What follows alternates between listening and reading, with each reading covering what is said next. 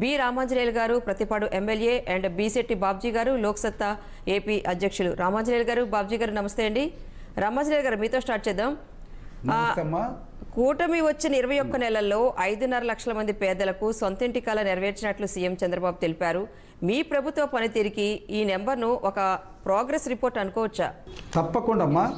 ఎందుకంటే కూటమి అధినేత మా ప్రియతమ ముఖ్యమంత్రి చంద్రబాబు నాయుడు గారు ఏదైతే పేదల సొంత ఇంటి కల నిజం చేయాలని ఆలోచించారో ఆ ఆలోచనను ఆచరణలో పెట్టి కేవలం 20 నెలల్లో ఆర్థిక పరిస్థితులు ఎన్ని ఇబ్బందులు ఉన్నప్పటికీ కూడా ఇబ్బడి ముబ్బడిగా గత వైసీపీ ప్రభుత్వం అప్పులు చేసి రాష్ట్రాన్ని 30 సంవత్సరాలు వెనక్కి నెట్టివేసినప్పటికీ కూడా తాను ఏ మాట అయితే ఇచ్చాడో ఆ మాట మేరకు ఈరోజు 2,50,000 ఇళ్లను పేదలకు సొంతం చేసినటువంటి ఘనత చరిత్రలో చంద్రబాబు నాయుడు గారికే దక్కుతుంది.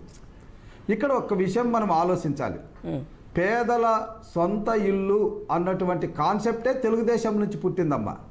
మనం 1982కు ముందు ఇళ్ళు అంటే ఒక 4 గుంజలు 10 తాటాకులు ఇచ్చి పూరి గుడిసెలు వేసి ఇవే ఇళ్ళు అన్నారు.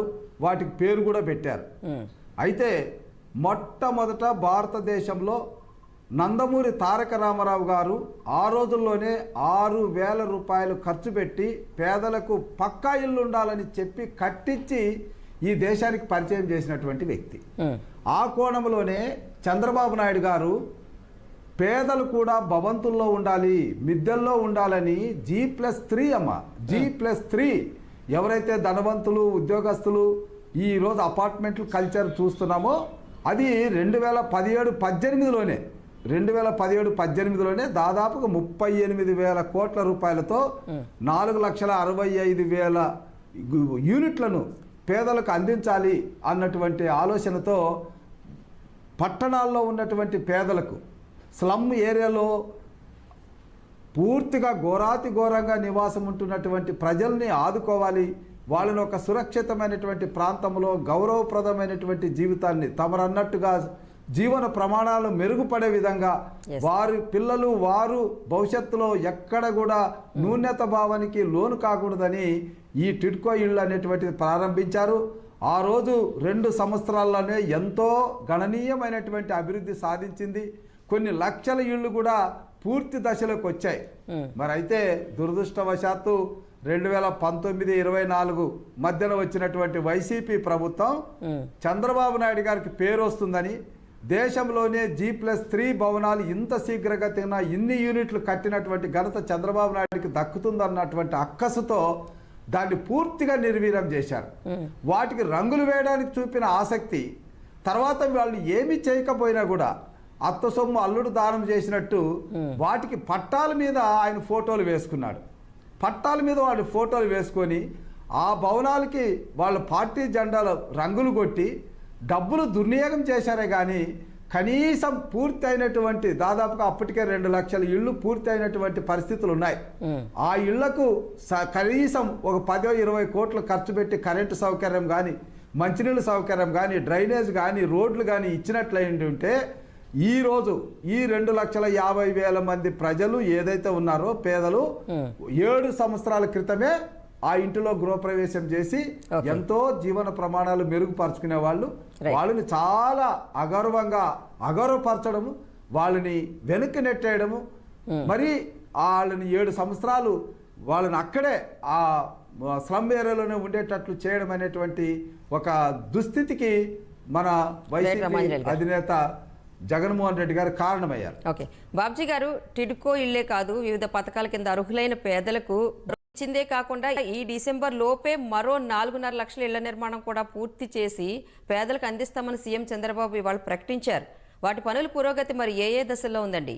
అమ్మా, ఏదైనా చంద్రబాబు నాయుడు గారు ఆలోచించారంటే ముందు చూపుతో ఏదైనా ఒక పని పెట్టుకున్నారంటే అది కంప్లీట్ అయ్యేంత వరకు ఆయన నిద్రపోనీయుడు, ప్రజాప్రతినిధులు మమ్మల్ని నిద్రపోనీయుడు, అధికారులు కూడా నిద్రపోనీయుడు. లాస్ట్ టైం మనము 1,80,000 యూనిట్ కాస్ట్ 1,80,000 యూనిట్ కాస్ట్ ఉంటే ఈరోజు దాన్ని 2,50,000 పట్టణ ప్రాంతాలు అయితే, అదే గ్రామీణ ప్రాంతాలు అయితే 2,39,000. ఇక్కడ ఎస్టీలు అయితే 75,000 అదనపు సహాయం, బీసీలు ఎస్సీలకి 50,000 రూపాయల అదనపు సహాయం. అంటే ఆ ఒక ఇల్లును పేదలు కట్టించుకోవడానికి వీలైనటువంటి వాతావరణాన్ని కల్పించే విషయంలో చంద్రబాబు నాయుడు గారికి మించిన రాజకీయవేత్త ఈ దేశంలో ఎవరు లేరు. ప్రజలను ఆదుకోవడం కానీ, ప్రజలు ఏదైతే మనం ఇచ్చామో దాన్ని సార్థకత చేసుకునే విషయంలో 360 డిగ్రీలు ఆలోచిస్తారు ఆయన. గతంలో చూశాము 1,80,000 యూనిట్ కాస్టు, అందులో నరేగా డబ్బులు కూడా 30,000 కలుపుకొని మీరు ఇదే ఇచ్చేది, మీ ఇష్టం ఉంటే చేసుకోండి లేదనేసి గాలికి వదిలేశారు. ఏమైంది మరి? 36 లక్షల ఇళ్ళు కడతామన్నారు, కనీసం 36 ఇళ్ళు కూడా కట్టలేదని కేంద్రమే సాక్షాత్తు పార్లమెంట్లో ప్రకటించింది వైసీపీ పాలనలో. కాబట్టి మేము ఏదైతే మాట ఇచ్చామో తప్పకుండా అదేనమ్మా. ఇప్పుడు మనకు అదే చెప్పబోతున్నా. 2017లో ఫస్ట్ ఫేజ్లో మా మిత్రుడు చెప్పినట్టుగా, బాబ్జీ చెప్పినట్టుగా 38 అంటే మనకు 4,61,000 ఇళ్ళు ఫస్ట్ ఫేజ్లో మనకు వస్తే కేంద్రము మనకు ఒక్కొక్క యూనిట్కి 7,500 రూపాయలు ఇచ్చింది. 7,500 కోట్ల రూపాయలు మంజూరు చేసింది. మన రాష్ట్ర బడ్జెట్ 13,035 బెనిఫిషియర్ కాంట్రిబ్యూషన్ 17,000 కోట్లు. అంటే రాష్ట్ర ప్రభుత్వం, కేంద్ర ప్రభుత్వం ఇచ్చినటువంటి 7,500 కోట్లు కూడా దారి మళ్లించారు. ఇంకా ఘోరాతి ఘోరం ఏంటంటే ఈ టిడ్కో ఇళ్ళని కరోనా టైంలో కరోనా పేషెంట్లను పెట్టారమ్మా. అంటే ఇక ఎలాంటి రాక్షస ఆనందం పొందారో మనకు అర్థమవుతుంది.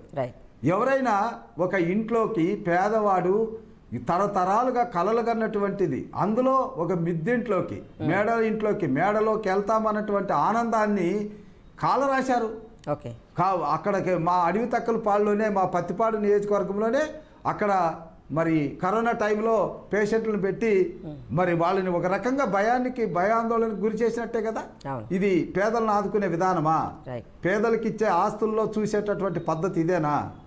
ఇది ఎవరు కూడా హర్షించడం లేదు. ఈరోజు మా పత్తిపాడులోనే దాదాపుగా ఒక్క గుంటూరు జిల్లాలోనే 18,000 టిడ్కో ఇళ్ళని ఈరోజు మనం ప్రారంభించుకోవడం అనేటువంటిది జరిగింది. అంటే వాళ్ళకంతా కూడా తాళాలు ఇవ్వడం జరిగింది. మా నియోజకవర్గంలోనే దాదాపుగా 1,392 ఇచ్చాం. కాబట్టి ఇక్కడ లబ్ధిదారులు అంటున్నారు, ఇప్పుడు ఇంకా వాళ్ళు ఏం చేశారని, మా ఇళ్ళకి వాళ్ళ కలర్లు ఉండాలి సార్, మేము తీసేస్తాం సార్ అంటున్నారు. ఇది మనం ఆలోచించాల్సింది. గ్రామాల్లో 3 సెంట్లు, పట్టణాల్లో 2 సెంట్లు చొప్పున స్థలాలు ఇచ్చి ఎన్టీఆర్ కాలనీలు నిర్మిస్తామన్న హామీ అమలు అసలు ఎంతవరకు వచ్చింది? ఆ ప్రక్రియ ఏ దశలో ఉందండి ఇప్పుడు?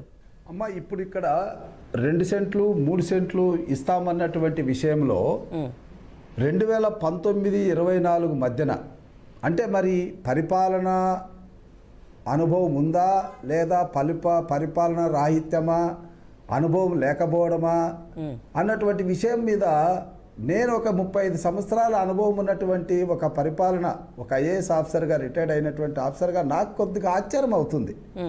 ఎందుకంటే అమ్మా, ఇల్లు కట్టడం అనేటువంటిది పేదలు కట్టుకునే ఇల్లు. అంటే ప్రభుత్వం చేసే సహాయానికి తోడుగా వాళ్ళు కూడా కాస్త డబ్బు పోగేసుకొని ఇల్లు నిర్మించుకోవడం అనేటువంటిది జరుగుతుంది. చంద్రబాబు నాయుడు గారు ఈ టిడ్కో ఇళ్ళు విషయమే నేను చెప్తాను. 4,65,000 ఇళ్ళు ఆ రోజు మంజూరు చేసి దానికి సంబంధించి కేంద్ర ప్రభుత్వానికి సంబంధించినటువంటి డబ్బులు, రాష్ట్ర ప్రభుత్వానికి సంబంధించిన బడ్జెట్, మరి ఆ రోజుల్లో 300 square feet, 365 square feet, 430 square feet, 300 వరకు కొద్దిగా ఒక 5,000, 10,000 బెనిఫిషియరీ కాంట్రిబ్యూషన్ ఉంటే ఓనింగ్ ఉంటుంది అన్నటువంటి ఒక ఆలోచనతో తీసుకురావడం అనేది జరిగింది. అయితే మనం ఇక్కడ గమనించాల్సిన పరిస్థితి ఏంటంటే అమ్మా, 2019-24 వైసీపీ నాయకులు ఏవైతే చెప్తున్నారో మేము పేదల పక్షాల పార్టీ అని, వాళ్ళు పేద పక్షాల పార్టీ కాదు, వాళ్ళు నిజంగా పేదల్ని చీకటి కోణంలోకి నెట్టేసినటువంటి పార్టీ విధానము, ప్రభుత్వ విధానం అని నేను చెప్పక తప్పదు. ఎందుకంటే మీరు ఒక్కసారి గమనిస్తే 2019-24 మధ్యన ఇన్ఫ్రాస్ట్రక్చర్ కోసం కేటాయించినటువంటి డబ్బులు ఏవైతే ఉన్నాయో 4,500 కోట్లు, అందులో కేవలం 608 కోట్లు మాత్రమే విడుదల చేశారంటే ఎంత మేరకు ఇన్ఫ్రాస్ట్రక్చర్ దెబ్బతీసిందో మనకు అర్థమైపోయింది. ఇంకొక డెసిషన్ తీసుకున్నారు, 25% కన్నా తక్కువగా ప్రోగ్రెస్ ఉండేటటువంటి ఇండ్లను అబ్రప్ట్గా క్యాన్సిల్ చేసేసారు. అంటే దాదాపుగా 60,000 ఇళ్ళని క్యాన్సిల్ చేసేసారు. మరి అంటే మరి వాళ్ళు ఏం కావాలి? ఒక 18% కంప్లీట్ చేసినటువంటి, అంటే కన్స్ట్రక్షన్ చేసినటువంటి, బేస్మెంట్ వేసినటువంటి పరిస్థితి, వాళ్ళు ఇబ్బంది ఎలా ఉంటుంది చెప్పండి? వాళ్ళు ఎక్కడో అప్పో చేసుకొని కట్టింటారు కదా, మరి ఆ డబ్బులు ఏమైనాయి? ఆ డబ్బులకి ఎవరు బాధ్యులు? క్యాన్సిల్ చేశారు. ఆ రకంగా పేదల యొక్క నడ్డి ఇరుగ్గొట్టారు. ఇంకొక విషయం కూడా గమనిస్తే, వీళ్ళు 365 SFTకి వీళ్ళు 25,000 రూపాయలు కట్టాలి లబ్ధిదారులు. ఆ రకంగా కట్టినటువంటి డబ్బు వీరు డైవర్ట్ చేసేసారు. అంటే కనీసం క్యాన్సిల్ చేసిన తర్వాత వాళ్ళ డబ్బన్న వెనక్కి ఇవ్వాలి కదా. అది 1 కాదు 2 కాదమ్మా, 107 కోట్ల రూపాయలు.